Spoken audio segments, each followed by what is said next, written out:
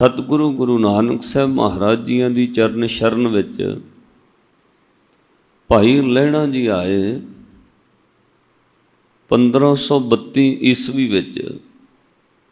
इतिहास कहंदा भाई जोध जी दे कोलों शब्द सुनिया और साध संगत 7 साल सेवा की गुरु नानक साहब महाराज कोल। भाई लहणा जी ने 7 सालों बाद 1539 ईस्वी नूं भाई लहणा लहणे तो धन गुरु अंगद देव महाराज गुरु नानक का रूप हो गए।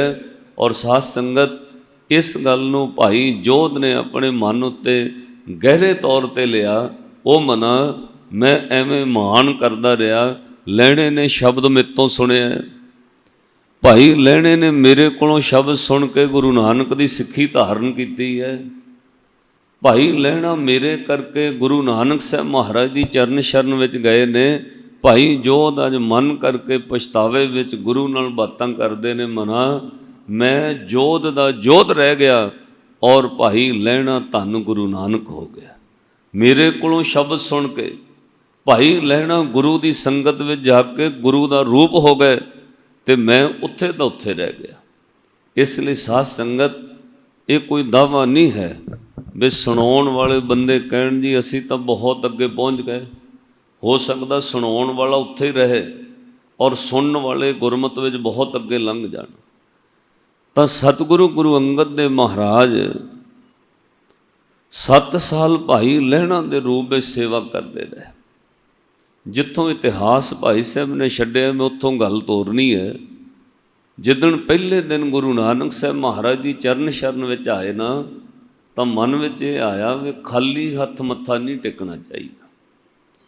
किसी साधु कोल गुरु कोल दरवेश कोल जाइए तब कोई ना कोई भेटा लेके जानी चाहिए है। खाली हथ मत्था टेकना तौहीन हुंदी है। इसलिए भाई लहणा 2 चीज़ां लैके आए। जदों गुरु नानक साहब महाराज के दर्शनां नूं करतारपुर आए, वो 2 चीज़ां भेटा करने वास्ते लैके आए। इतिहास कहता है एक भाई लहणा जी ने लूण की बहुत वड्डी सिल चुकी हुई है। पत्थरों वाला लूण तुसीं वेखदे हो ना, जिहड़ा पहाड़ी लूण आपां पीसीदा वो वड्डे वड्डे पत्थर ने। असल में वो है ही पत्थर, जिहड़ा नमकीन पत्थर निकलदा है उहनूं पीस के फिर लोग बरीक नमक बनाउंदे ने। कहंदे ने भाई लहणा एक पत्थर लैके आए, वो सी लूण वाला पत्थर। जदों वो लूण की सिल लिआंदी श्री गुरु नानक साहब महाराज के चरणों में भेंट की और दूजा साध संगत एक दब की बनी हुई चटाई भाई लहणा जी नाल लैके आए, वो भी गुरु नानक साहब महाराज के चरणों च भेंट कर देती। संगत वेख के हैरान हो रही है। गुरु के चरणों च कोई माया भेंट करता है, कोई दुशाला भेंट करता है, कोई गुरु नूं कपड़ा खद्दर दा भेंट करता है, कोई गुरु नूं अनाज राशन लंगर दीयां वस्तुआं भेंट करता है। पर यह पहला बंदा वेख्या जिहड़ा एक चटाई लैके आया तो दूजा लूण दा पत्थर। धन गुरु नानक साहब महाराज के चरणों च मत्था टेकिया, लूण वाली सिल रख के नमस्कार कर दी। सतगुरु मुस्कुरा पे। श्री गुरु नानक साहब महाराज बुझ गए। ये भाई लहणा पूरे इरादे नाल गुरु कोल आया। इन्हें हथ विच सिर ते चुकी हुई लूण दी सिल भाव पत्थर ते हथ में चुकी हुई चटाई, यदा कोई ना कोई भाव है। ये एवें बंदा मत्था टेकन नहीं आया, पूरे इरादे नाल आया। हजूर ने नाम पुछया सी, दस बई नाम की है जी? मेरा नाम भाई लहणा। ते पातशाह ने बचन कहा, लहणा जिहड़ा है वो लैणे वाला हुंदा है। असीं तेरा कुछ देना है पर शर्त एक है, तू लैण दे योग पहलां बन। जिन्नी देर कोई लैण दे योग ना बने उन्नी देर उन्हों प्राप्ति नहीं हो सकती। प्यो पहला वेखदा है वे पुत मेरी जायदाद लैण दे योग है। जे पुत अयोग निकल जाए तो माफ़ करियो उहियो प्यो चल अचल जायदाद तो बेदखल कर दिंदा है। पुत वास्ते जायदाद जोड़ी है पर पहला प्यो वेखदा वे संभण दे योग हो गया। श्री गुरु नानक साहब महाराज के चरणों में एक अलूणी सिल ते दूजी चटाई भेंट की। संगत विच हैरानगी सी, ये वस्तुआं अज तक किसी ने भेंट नहीं कीतियां। लूण ते चटाई भेंट करन दा की मतलब है? पर साध संगत ਉਹਦਾ ਬਹੁਤ ਵੱਡਾ ਮੀਨਿੰਗ ਸੀ। ਹੁਣ ਸੁਣਿਓ ਧਿਆਨ ਨਾਲ। ਆਪਾਂ ਵੀ ਗੁਰੂ ਦੀ ਚਰਨ ਸ਼ਰਨ ਵਿੱਚ ਆਉਂਦੇ, ਮੱਥਾ ਟੇਕਦੇ ਹਾਂ, ਉਮਰਾਂ ਲੰਘ ਰਹੀਆਂ ਨੇ। ਲੂਣ ਦੀ ਸਿੱਲ ਭੇਂਟ ਕਰਨ ਦਾ ਭਾਵ ਇਹ ਸੀ ਕਿ ਹੇ ਗੁਰੂ ਨਾਨਕ ਸਾਹਿਬ ਮਹਾਰਾਜ, ਮੈਂ ਤੁਹਾਡੇ ਚਰਨਾਂ ਵਿੱਚ ਲੂਣ ਦੀ ਸਿੱਲ ਭਾਵ ਪੱਥਰ ਭੇਂਟ ਕੀਤਾ ਹੈ। ਇਹਦਾ ਭਾਵ ਇਹ ਹੈ, ਅੱਜ ਤੋਂ ਬਾਅਦ ਮੈਂ ਦੁਨੀਆ ਦੇ ਰਸ ਤੇ ਸਵਾਦ ਛੱਡਣ ਲਈ ਤਿਆਰ ਹਾਂ। ਮੈਨੂੰ ਤੁਸੀਂ ਆਪਣੇ ਚਰਨਾਂ ਦਾ ਰਸ ਬਖਸ਼ਿਸ਼ ਕਰੋ। ਕਿਉਂਕਿ ਲੂਣ ਜਿਹੜਾ ਹੈ ਉਹ ਸਾਧ ਸੰਗਤ ਦੁਨੀਆ ਦੇ ਭੋਜਨ ਵਿੱਚ ਸਵਾਦ ਪੈਦਾ ਕਰਦਾ ਹੈ। ਤੁਸੀਂ ਫਰੂਟ ਵੀ ਖਾਣਾ ਹੋਵੇ ਤਾਂ ਵੀ ਬੰਦਾ ਕਹਿੰਦਾ ਉੱਪਰ ਮਾੜਾ ਜਿਹਾ ਨਮਕ ਘੁੱਪ ਲਓ, ਉਹਦੇ ਉੱਪਰ ਥੋੜ੍ਹਾ ਜਿਹਾ ਨਮਕ ਪਾ ਦਈਏ। ਕੋਈ ਸੈਲਡ ਸਲਾਦ ਕੱਟੋ ਉਹਦੇ ਉੱਤੇ ਵੀ ਬੰਦੇ ਕਹਿੰਦੇ ਥੋੜ੍ਹਾ ਜਿਹਾ ਨਮਕ ਪਾ ਦਈਏ ਉਹਨੂੰ ਸਵਾਦ ਬਣਾਉਣ ਲਈ। ਨਮਕ ਤੋਂ ਬਗੈਰ ਬਣਾਇਆ ਹੋਇਆ ਭੋਜਨ, ਦਾਲ, ਭਾਜੀ, ਸਬਜ਼ੀ, ਸਾਧ ਸੰਗਤ ਉਹ ਸਵਾਦ ਨਹੀਂ ਲੱਗੇਗੀ। ਇਹਦਾ ਮਤਲਬ ਸਵਾਦ ਰਸ ਪੈਦਾ ਕਰਨ ਵਾਸਤੇ ਲੂਣ ਚਾਹੀਦਾ। ਉਹ ਨਮਕ ਤੋਂ ਬਗੈਰ ਰਸ ਪੈਦਾ ਨਹੀਂ ਹੁੰਦਾ। ਪਰ ਭਾਈ ਲਹਿਣੇ ਨੇ ਲੂਣ ਵਾਲੀ ਸਿੱਲ ਗੁਰੂ ਚਰਨਾਂ 'ਚ ਭੇਂਟ ਕੀਤੀ ਹੈ। ਉਹਦਾ ਭਾਵ ਅਰਥ ਇਹ ਸੀ, ਹੇ ਗੁਰੂ ਨਾਨਕ ਸਾਹਿਬ ਮਹਾਰਾਜ, ਮੈਂ ਦੁਨੀਆ ਦੇ ਰਸ ਛੱਡਣ ਵਾਸਤੇ ਤਿਆਰ ਹਾਂ। ਮੈਂ ਦੁਨੀਆ ਦੇ ਸਵਾਦ ਤਿਆਗਣ ਵਾਸਤੇ ਤਿਆਰ ਹਾਂ। ਮੈਨੂੰ ਆਪਣੇ ਚਰਨਾਂ ਦਾ ਸਿੱਖੀ ਦਾ ਸਵਾਦ ਰਸ ਸਵਾਦ ਤਿਆਗਣ ਲਈ ਤਿਆਰ ਹੋ ਕੇ ਆਏ। ਨਹੀਂ ਤੇ ਮਾਫ ਕਰਿਓ ਸਾਧ ਸੰਗਤ, ਆਪਾਂ ਆ ਜੀਵ ਦੇ ਸਵਾਦ ਹੀ ਨਹੀਂ ਛੱਡ ਸਕਦੇ। ਬਹੁਤ ਬੰਦੇ, ਜਿਨ੍ਹਾਂ ਬੰਦਿਆਂ ਦੀ ਉਮਰ 60-60 ਸਾਲ ਹੋ ਗਈ, ਜੀਵ ਦੇ ਸਵਾਦ ਖਤਮ ਹੀ ਨਹੀਂ ਹੋਏ। ਆ ਤੁਹਾਡੇ ਕੋਲ ਇੱਥੇ ਨਾਲ ਹੀ ਘੁੰਮਣਾ ਮਾਨਕਾ ਪਿੰਡ ਹੈ, ਉਹ ਸੱਜਣ ਬਾਹਰ ਕੈਨੇਡਾ 'ਚ ਰਹਿੰਦੇ ਨੇ, ਪਤਾ ਹੈ ਭਾਈ ਸਾਹਿਬ ਹੋਰਾਂ ਨੂੰ। ਉਹ ਕਹਿੰਦਾ, ਭਾਈ ਸਾਹਿਬ ਜੀ ਅਸੀਂ ਦੋਵੇਂ ਸਕੇ ਭਰਾ ਜਦੋਂ ਕੁੜਮਾਂ ਵਾਲੇ ਹੋ ਗਏ ਨਾ, ਤਾਂ ਕਹਿੰਦਾ ਅਸੀਂ ਸਲਾਹ ਕੀਤੀ।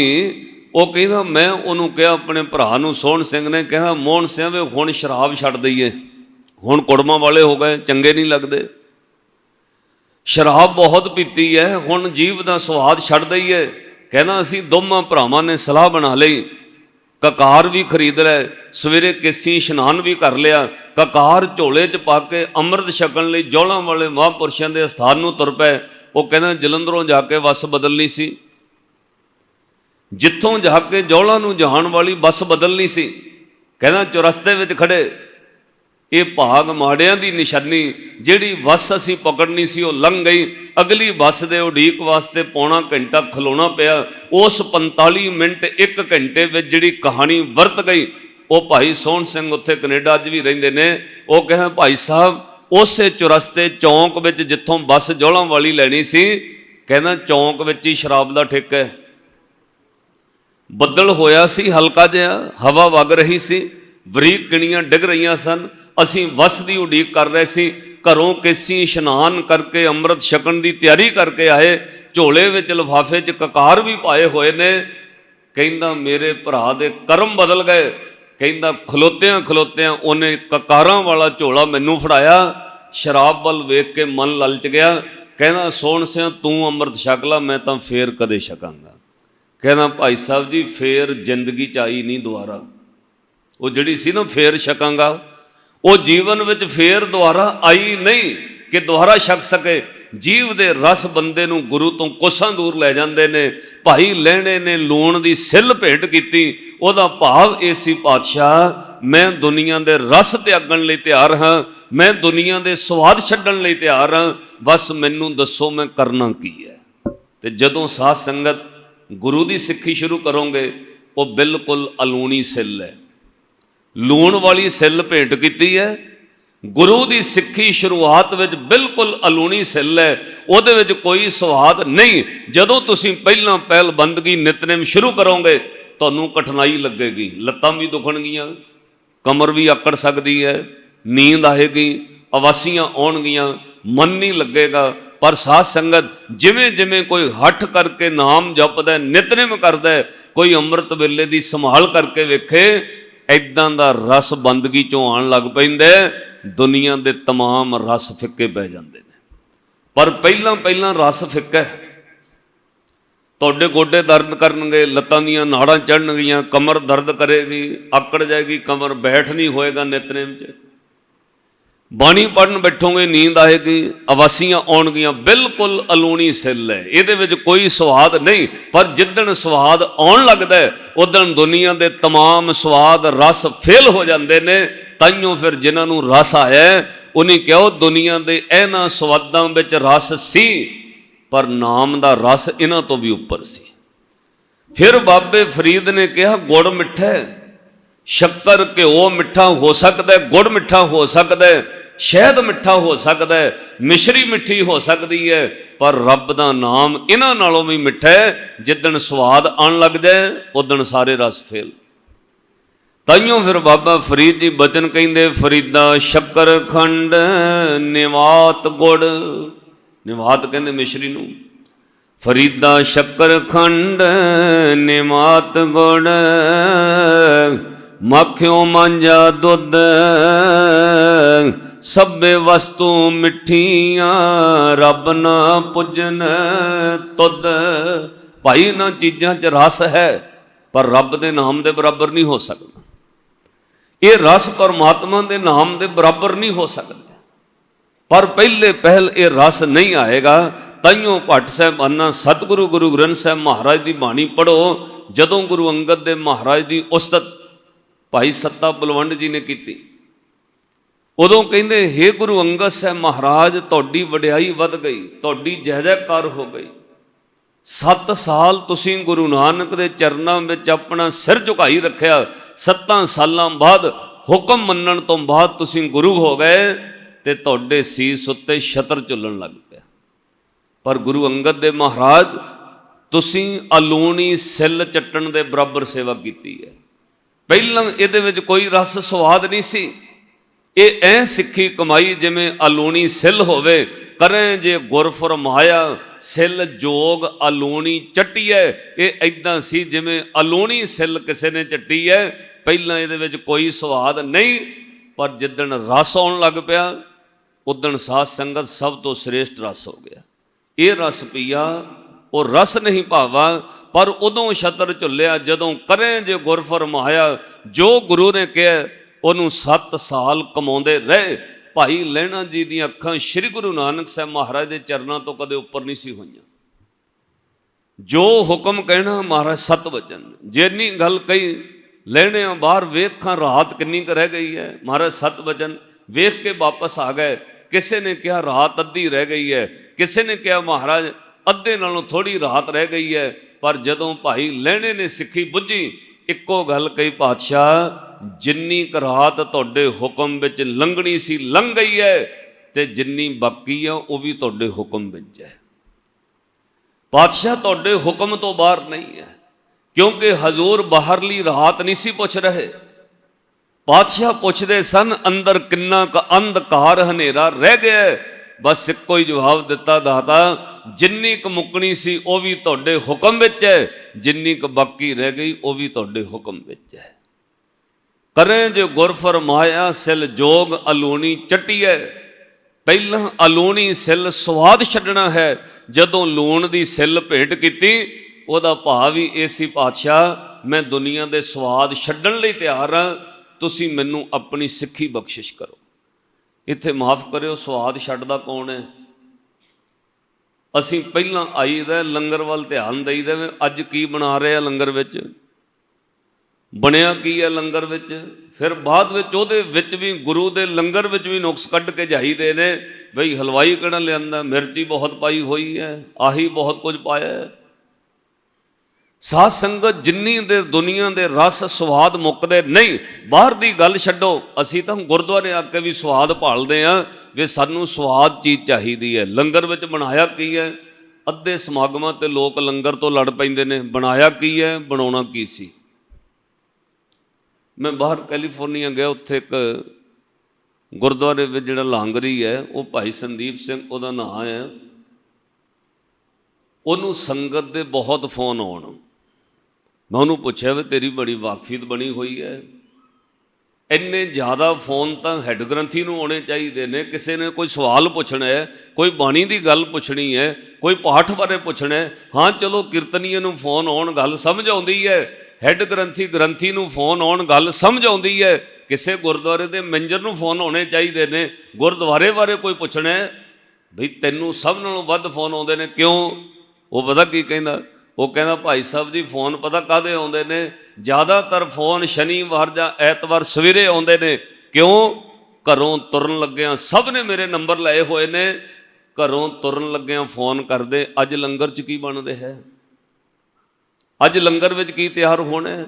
ਜੇ ਤਾਂ ਕੜੀ ਚਾਵਲ ਇੱਧਰ ਬਣੇ ਨੇ ਫਿਰ ਤਾਂ ਇੱਧਰ ਆ ਜਾਣਗੇ, ਨਹੀਂ ਤਾਂ ਦੂਜੇ ਗੁਰਦੁਆਰੇ। ਜੇ ਸਾਗ ਤੇ ਮੱਕੀ ਦੀ ਰੋਟੀ ਇੱਧਰ ਬਣੀ ਹੈ ਫਿਰ ਇੱਧਰ ਆਉਣਗੇ, ਨਹੀਂ ਤਾਂ ਦੂਜੇ ਗੁਰਦੁਆਰੇ। ਇਹਦਾ ਮਤਲਬ ਅਸੀਂ ਗੁਰਦੁਆਰੇ ਵਿੱਚ ਵੀ ਸਵਾਦ ਭਾਲਦੇ ਹਾਂ, ਸਾਨੂੰ ਰਸ ਆਵੇ।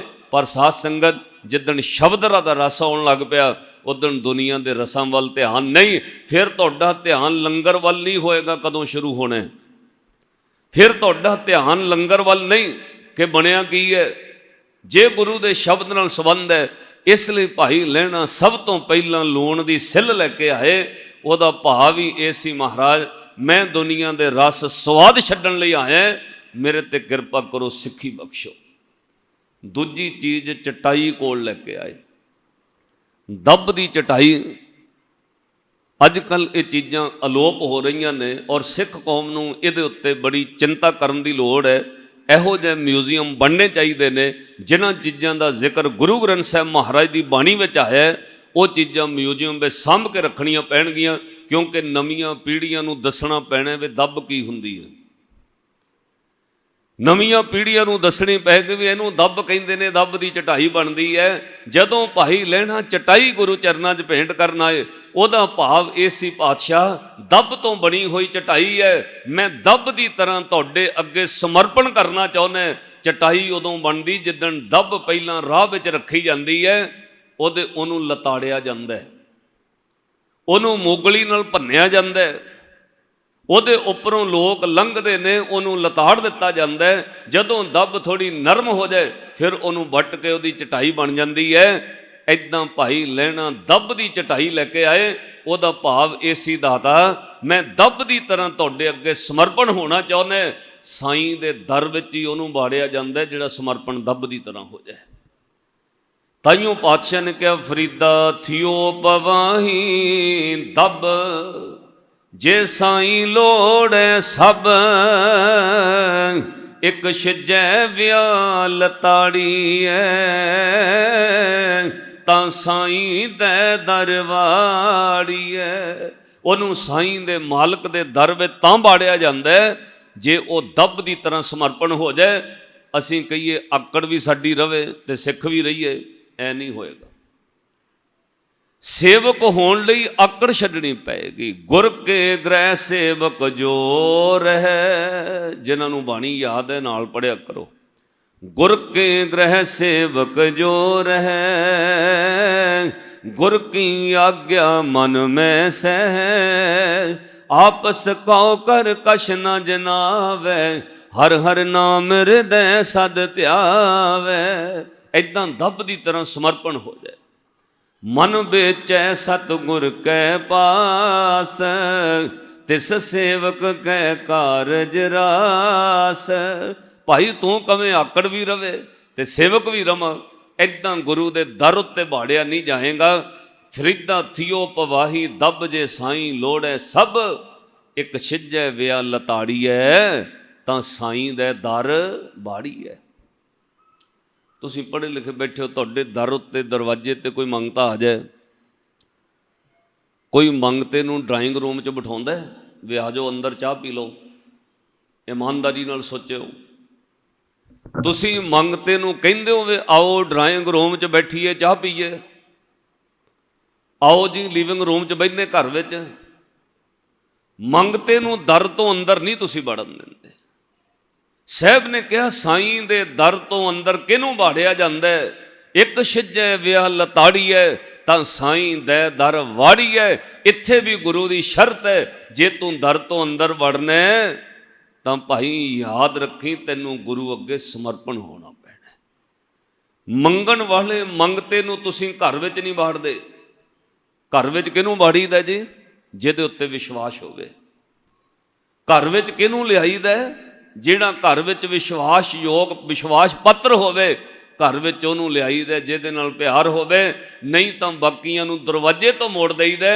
बस इन्नी गल याद रखिओ, भावें तुहानूं कौड़ी भी लगे, जिन्नी देर मंगण करके गुरु कोल आउंदे रहोगे, गुरु इत्थों ही मोड़दा रहेगा, घर विच नहीं वड़न देगा।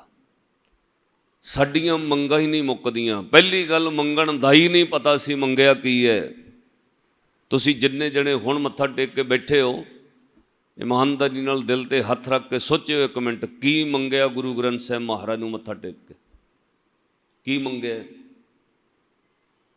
महाराज घर दीयां चीज़ां दे दिओ, सुख दे दिओ, सुख रखी, तंदुरुस्ती देई, बस आही रटे होए शब्द ने। गुरु दे कोलों मंगना की है? पहला सिख और फिर गुरु उहनूं इस दर तो घर विच बाड़दा है जिहड़ा विश्वास पात्र हो जाए। जे तू विश्वास पात्र नहीं, दुनियावी बंदे नूं भी बंदा घर च नहीं बाड़दा, गुरु भी अपने घर विच उहनूं थां नहीं दिंदा जिहड़ा विश्वास पात्र ना होवे। ताइयों साहब कहंदे अपनी प्रतीत आप ही खोवे, बहुर उसका विश्वास ना होवे। भाई तेरा विश्वास नहीं रहा, तू एक हथ विच कड़ा भी गुरु दा पाया, दूजे हथ विच किसी दा तवीत भी बन्निया होया, तेरे ते गुरु नूं विश्वास नहीं है। एक हथ जोड़ के इत्थे भी मंग लिया, किते जाके हथ भी दिखा के आया भी मेरा हथ देखियो, कम नहीं बनदा। तेनू गुरु उत्ते विश्वास नहीं ते गुरु नूं तेरे उत्ते विश्वास नहीं, किवें तैनूं घर विच आउण देण? इसलिए गुरसिੱਖੀ बारीक है। भाई लहणा धन गुरु अंगद देव महाराज 7 साल दब की तरह गुरु नानक साहब के चरणों च रहे, दुनिया के स्वाद छड्ड के गुरु के चरणों च रहे, और 7 सालों बाद गुरु नानक हो गए। बाबा सत्तां बलवंड देखदे झुल्ले सो छत नरंजनी, मल तखत बैठा गुर हट्टी करें जे गुर फरमाया, सिल जोग अलूणी चट्टी। 7 साल भाई लहणे ने अखां नहीं उपर चुकियां। मुरीद होना किते सौखा है? ये तो मुरदा होए मुरीद। रौला बथेरे पाउंदे ने, कई कहंदे असीं मुरीद हो गए। एक नवां बाबा बनिया, वो दिहाड़ी दियां सिगटां 20-25 फूक जाए। ਉਹਦਾ ਭਰਾ ਅੰਮ੍ਰਿਤਧਾਰੀ है, ਉਹਦਾ ਮੈਨੂੰ ਫੋਨ ਆਇਆ, ਉਹ ਕਹਿੰਦਾ ਭਾਈ ਸਾਹਿਬ ਜੀ ਮੇਰਾ ਭਰਾ ਬਾਬਾ ਬਣ ਗਿਆ। ਮੈਂ ਬਾਬਾ ਤਾਂ ਚੰਗੀ ਗੱਲ ਹੈ, ਕਹਿੰਦਾ ਸਿਗਟਾਂ ਬਹੁਤ ਫੂਕਦਾ। ਮੈਂ ਉਹਨੂੰ ਕਿਹਾ ਵੀ ਇਹਨੂੰ ਕਿਸੇ ਨੇ ਭੁਲੇਖਾ ਪਾਤਾ ਹੈ ਵੀ ਜਿਹੜਾ ਜ਼ਿਆਦਾ ਸਿਗਟਾਂ ਪੀਂਦਾ ਉਹ ਵੱਡਾ ਬਾਬਾ ਹੈ, ਜਿਹਦਾ ਜ਼ਿਆਦਾ ਸਿਗਟਾਂ ਪੀਂਦਾ ਉਹਦੇ ਉੱਤੇ ਵੱਡੇ ਬਾਬੇ ਦੀ ਕੋਈ ਪਹਿਰਾ ਹੁੰਦਾ, ਇਹਨੂੰ ਭੁਲੇਖਾ ਪਾਤਾ। पर 1-2 महीनों बाद वेखी ने झड़ जाने। साध संगत तुसीं हैरान होवोगे, हुण दमा करा के बह गया, हुण छड्डी है, फेफड़े गल गए। ये कोई तरीका है? जिन्होंने रब दा इश्क लगे उन्होंने नशियां दा स्वाद ही नहीं रहिंदा। सज्जणों, इश्क दा स्वाद नशा ही इन्ना वड्डा है, दुनिया दे तमाम नशे फेल हो जाते हैं जिन्होंने रब दे इश्क दा नशा लगदा है। ताइयों साहब कहंदे रत्ते इश्क खुदाए रंग दीदार के, जिन्होंने खुदा दा इश्क है वो पींदे ने कुछ, उन्होंने तो दिन रात वो सरूर चढ़िया रहिंदा है। रत्ते इश्क खुदाए रंग दीदार के, विसरिया जिन नाम ते पुए बार थी है। वो तो धरती ते भार ने जिन्होंने रब भुल गया, जिन्होंने रब दा इश्क लगा उन्होंने नशे की लोड़ ही नहीं पई, वो किसी होर लोर विच रहे। उन्होंने चाल बदल गई, उन्होंने विखना बदल गया। भगतां की चाल निराली, चालां निराली भगतां केरी, विखम मार्ग चलना। 7 साल बाबे लहणे ने कदे अखां नहीं उपर चुकियां। लोग कहते सन ऐ लगता जिवें लहणे नूं नशा चढ़िया। गुरु नानक साहब दे चरनां दा नशा होया। 7 सालां बाद भाई लहणा धन गुरु अंगद साहब हो गए। उदण गुरु नानक साहब महाराज दियां किन्नियां बख्शिशां ते बरकतां जुड़ियां। उदण पातशाह ने कहा लहणिया अज अखां उपर चुक, अज जिहदे उत्ते तेरी नज़र पैगी उहदे पाप सड़ जाणगे। अज नज़र उपर चुक, जिहदे उत्ते अंमृत नाल भरी तेरी दृष्टि पैगी उहदे जन्मां जन्मां दे पाप सड़ जाणगे। सचमुच ਫਿਰ ਧੰਨ ਗੁਰੂ ਅੰਗਦ ਸਾਹਿਬ ਮਹਾਰਾਜ ਜਦੋਂ ਸਵੇਰੇ ਘਰੋਂ ਬਾਹਰ ਨਿਕਲਦੇ ਸੀ ਨਾ, ਦਰਵਾਜ਼ਾ ਖੁੱਲਦਾ, ਸੈਂਕੜੇ ਕਰਮਾਂ ਦੇ ਮਾਰੇ ਲੋਕ ਖੜੇ ਹੁੰਦੇ ਸੀ, ਜਿੱਤੇ ਨਜ਼ਰ ਪੈ ਜਾਏ ਉਹਦੇ ਪਾਪ ਸੜ ਜਾਂਦੇ ਸੀ।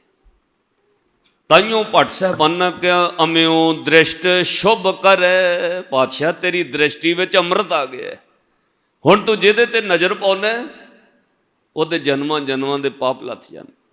ਅਮਿਓ ਦ੍ਰਿਸ਼ਟ ਸ਼ੁਭ ਕਰੈ, ਹਰੈ ਅਗ ਪਾਪ ਸਕਲ ਮਲ, ਕਾਮ ਕ੍ਰੋਧ ਅਰ ਲੋਭ ਮੋਹ ਵਸ ਕਰੈ ਸਭੈ ਵਲ, ਸਦਾ ਸੁਖ ਮਨ ਵਸੈ ਦੁਖ ਸੰਸਾਰੈ ਖੋਵੇ, ਗੁਰ ਨਭ ਨਿਦ ਦਰਿਆਓ ਜਨਮ ਹਮ ਕਾਲ ਖਤੋਵੇ। ਫਿਰ ਗੁਰੂ ਅੰਗਦ ਦੇ ਮਹਾਰਾਜ ਦੀ ਵਡਿਆਈ ਭੱਟ ਕਹਿੰਦੇ, ਸੋ ਕਹੋ ਟਲ ਗੁਰ ਸੇਵੀਐ, ਪੜੋ ਸੋ ਕਹੋ ਟਲ ਗੁਰ ਸੇਵੀਐ, ਅਹਨਸ ਸਹਜ ਸੋ ਦਰਸ਼ਨ ਪਰਸੇ ਗੁਰੂ ਕੈ, ਜਨਮ ਮਰਨ ਦੁਖ। ਜਿਹਨੇ ਗੁਰੂ ਅੰਗਦ ਦੇ ਮਹਾਰਾਜ ਦੇ ਦਰਸ਼ਨ ਕਰ ਲਏ ਉਹਦੇ ਜਨਮ ਮਰਨ ਦੇ ਦੁੱਖ ਮਿਟ ਗਏ। ਇੱਕ ਵਾਰ ਸਾਰੀ ਸੰਗਤ ਪੜ੍ਹਿਓ, ਮੈਨੂੰ ਨਹੀਂ ਪਤਾ ਤੁਹਾਡਾ ਕਿ ਟੇਸਟ ਕਿੱਦਾਂ ਦਾ ਹੈ, ਪਰ ਜੇ ਕਿਤੇ 2-3 ਮਹੀਨੇ 1-2 ਵਾਰ ਲਗਾਤਾਰ ਕਥਾ ਹੋ ਗਈ, ਤੁਸੀਂ ਗੁਰੂ ਦੀ ਬਾਣੀ ਵੱਲ ਜੁੜ ਜਾਓਗੇ। ਇੱਕ ਵਾਰ ਸਾਰੇ ਧਿਆਨ ਧਰ ਕੇ ਪੜ੍ਹੀਏ, ਜਿਸ ਗੁਰੂ ਦਾ ਪ੍ਰਕਾਸ਼ ਪੁਰਬ ਕੱਲ ਸਮੁੱਚੇ ਵਿਸ਼ਵ ਵਿੱਚ ਮਨਾਇਆ। ਜੇ ਗੁਰੂ ਅੰਗਦ ਦੇ ਮਹਾਰਾਜ ਦੀ ਇੱਕ ਦ੍ਰਿਸ਼ਟੀ ਪੈ ਜਾਏ, ਜਨਮਾਂ ਜਨਮਾਂ ਦੇ ਪਾਪ ਸੜ ਜਾਂਦੇ ਨੇ। ਪਾਤਸ਼ਾਹ ਨੂੰ ਕਿਹੋ, ਦਾਤਾ ਅਸੀਂ ਭਗਤੀ ਕਰਨ ਦੇ ਯੋਗ ਨਹੀਂ, ਸਾਡੇ ਕਰਮ ਚੰਗੇ ਨਹੀਂ, ਪਰ ਤੁਸੀਂ ਕਿਰਪਾ ਬਖਸ਼ਿਸ਼ ਕਰੋ, ਦ੍ਰਿਸ਼ਟੀ ਪਾ ਦਿਓ, ਸਾਡੇ ਮਨ ਦੇ ਪਾਪ ਸੜ ਜਾਣ। ਇੱਕ ਵਾਰ ਆਖੋ ਸਾਰੇ ਪਿਆਰ ਦੇ ਨਾਲ, ਹੋਵੇ ਸਿਫਤ ਖਸਮ ਦੀ, ਨੂਰ ਅਰਸੋਂ ਕੁਰਸੋਂ ਚਟੀਐ, ਤੁਧ ਡਿੱਠੇ ਸੱਚੇ ਪਾਤਸ਼ਾਹ, ਮਲ ਜਨਮ ਜਨਮ ਦੀ ਕੱਟੀਐ। ਸਾਰੇ ਪਿਆਰ ਨਾਲ ਪੜੋ, ਮਲ ਜਨਮ ਜਨਮ ਦੀ ਕੱਟੀਐ, ਤੁਧ ਡਿੱਠੇ ਸੱਚੇ ਪਾਤਸ਼ਾਹ, ਮਲ ਜਨਮ ਜਨਮ ਦੀ ਕੱਟੀਐ, ਤੁਧ ਡਿੱਠੇ ਸੱਚੇ ਪਾਤਸ਼ਾਹ, ਮਲ ਜਨਮ ਜਨਮ ਦੀ, ਤੁਧ ਡਿੱਠੇ ਮਲ ਜਨਮ ਜਨਮ ਦੀ ਕੱਟ, ਤੁਧ ਡਿੱਠੇ ਮਲ ਜਨਮ ਜਨਮ ਦੀ ਕੱਟੀਐ, ਤੁਧ ਡਿੱਠੇ ਸੱਚੇ ਪਾਤਸ਼ਾਹ, ਮਲ ਜਨਮ ਜਨਮ ਦੀ ਕੱਟੀਐ, ਤੁਧ ਡਿੱਠੇ ਸੱਚੇ ਪਾਤਸ਼ਾਹ, ਮਲ ਜਨਮ ਜਨਮ ਦੀ, ਤੁਧ ਡਿੱਠੇ ਸੱਚੇ, ਮਲ ਜਨਮ ਜਨਮ ਦੀ, ਤੁਧ ਡਿੱਠੇ, ਤੁਧ ਡਿੱਠੇ ਸੱਚੇ ਪਾਤਸ਼ਾਹ, ਤੁਧ ਡਿੱਠੇ ਸੱਚੇ ਪਾਤਸ਼ਾਹ, ਤੁਧ ਡਿੱਠੇ ਸੱਚੇ, ਤੁਧ ਡਿੱਠੇ। ਭੈਣੋ ਤਕੜੇ ਹੋ ਕੇ ਬੋਲੋ, ਚਾਹ ਪੀ ਕੇ ਆਏ ਉੱਦਾਂ ਤੁਸੀਂ ਘਰੋਂ ਚਾਹ ਚੂ ਪੀਤੀ ਹੈ, ਫਿਰ ਤਕੜੇ ਹੋ ਕੇ ਬੋਲੋ। ਅਸੀਂ ਰਾਤੀ 12 ਵਜੇ ਸੌਈਦਾ, ਫਿਰ 4 ਵਜੇ ਉੱਠੀਦਾ, ਦਿਨ ਦਾ ਸਮਾਗਮ, ਰਾਤ ਦਾ ਸਮਾਗਮ। ਭਾਈ ਸਾਧ ਸੰਗਤ, ਤੁਹਾਨੂੰ ਬੇਨਤੀ ਹੈ ਤਾਂ ਤੁਹਾਡੀ ਅਸੀਸ ਨਾਲ ਚੱਲ ਰਿਹਾ। ਜੇ ਤੁਸੀਂ ਐਂ ਢਿੱਲੇ ਬੈਠੇ ਜਿਵੇਂ ਨੀਂਦ ਆਈ ਹੋਵੇ, ਤੁਹਾਨੂੰ ਬੇਨਤੀ ਹੈ ਤਕੜੇ ਹੋ ਕੇ ਪੜ੍ਹੋ, ਅੱਖਾਂ ਬੰਦ ਕਰਕੇ। ਸੰਗੀ ਦਾ ਨਹੀਂ, ਬਾਣੀ ਪੜ੍ਹਨ ਲੱਗੇ ਕਾਹਦੀ ਸੰਗ ਹੈ? ਕੋਈ ਹੋਰ ਲੱਚਰ ਗੱਲ ਗਾਈਏ ਉਹ ਤੋਂ ਸ਼ਰਮ ਆਵੇ ਵੀ ਕੀ ਗਾ ਰਹੇ ਹੈ। ਇਹ ਤਾਂ ਗਾਣ ਨਾਲ ਦੁੱਖ ਮਿਟਣਗੇ, ਇਹ ਤਾਂ ਗਾਣ ਨਾਲ ਆਪਣੇ ਦੁੱਖ ਦੂਰ ਹੋਣਗੇ। ਪਾਤਸ਼ਾਹ ਨੇ ਕਿਹਾ, ਗੁਰੂ ਕਿਹਾ ਸਿੱਖਾ, ਦੁੱਖ ਰੋਗ ਸੰਤਾਪ ਉਤਰੇ ਕਾਹਦੇ ਨਾਲ? ਸੁਣੀ ਸੱਚੀ। ਆਖੋ ਸੁਣੀ ਸੱਚੀ। ਕਹੋ ਭੈਣੋ, ਦੁੱਖ ਰੋਗ ਸੰਤਾਪ ਉਤਰੇ ਸੁਣੀ ਸੱਚੀ ਬਾਣੀ। ਦੁੱਖ ਰੋਗ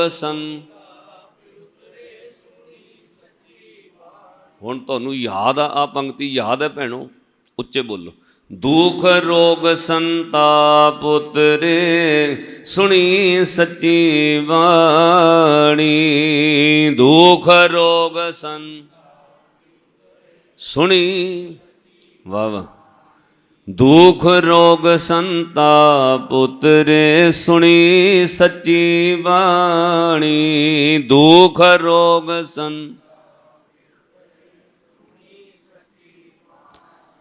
ਭਾਈ ਬਾਣੀ ਸੁਣਨ ਨਾਲ ਪੜ੍ਹਨ ਨਾਲ ਦੁੱਖ ਦੂਰ ਹੁੰਦੇ। ਇਸ ਲਈ ਪਾਤਸ਼ਾਹ ਕਹਿੰਦੇ ਗਾਇਆ ਕਰੋ ਤੁਧ ਡਿੱਠੇ ਸੱਚੇ ਪਾਤਸ਼ਾਹ, ਮਲ ਜਨਮ ਜਨਮ ਦੀ ਕੱਟੀ ਹੈ। ਹੁਣ ਗੱਜ ਕੇ ਪਿਆਰ ਨਾਲ ਕਹੋ, ਮਲ ਜਨਮ ਜਨਮ ਦੀ ਕੱਟੀ ਹੈ, ਤੁਧ ਡਿੱਠੇ ਸੱਚੇ ਪਾਤਸ਼ਾਹ, ਮਲ ਜਨਮ ਜਨਮ ਦੀ ਕੱਟੀ ਹੈ, ਤੁਧ ਡਿੱਠੇ ਸੱਚੇ ਪਾਤਸ਼ਾਹ, ਮਲ ਜਨਮ ਜਨਮ ਦੀ ਤੁਧ ਡਿੱਠੇ। ਵਾਹ ਵਾਹ। ਮਲ ਜਨਮ ਜਨਮ ਦੀ ਕੱਟੀ ਹੈ, ਤੁਧ ਡਿੱਠੇ। ਧੰਨ ਸ੍ਰੀ ਗੁਰੂ ਅੰਗਦ ਦੇਵ ਜੀ, ਧੰਨ ਸ੍ਰੀ ਗੁਰੂ ਅੰਗਦ ਦੇਵ ਜੀ, ਧੰਨ ਸ੍ਰੀ ਗੁਰੂ ਅੰਗਦ ਦੇਵ, ਧੰਨ ਧੰਨ ਸ੍ਰੀ ਗੁਰੂ ਅੰਗਦ ਦੇਵ ਜੀ, ਧੰਨ ਸ੍ਰੀ ਗੁਰੂ ਅੰਗਦ ਦੇਵ ਜੀ, ਧੰਨ ਸ੍ਰੀ ਗੁਰੂ।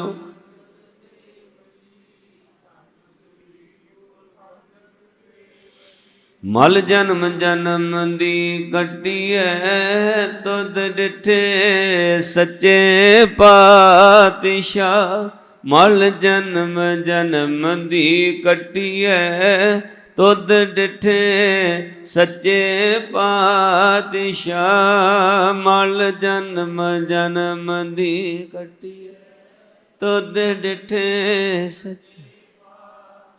ਮਲ ਜਨਮ ਜਨਮ ਦੀ ਤੁਧ ਡਿੱਠੇ ਸੱਚੇ ਪਾਤਸ਼ਾਹ। ਆਖੋ ਸਤਨਾਮ ਸ੍ਰੀ।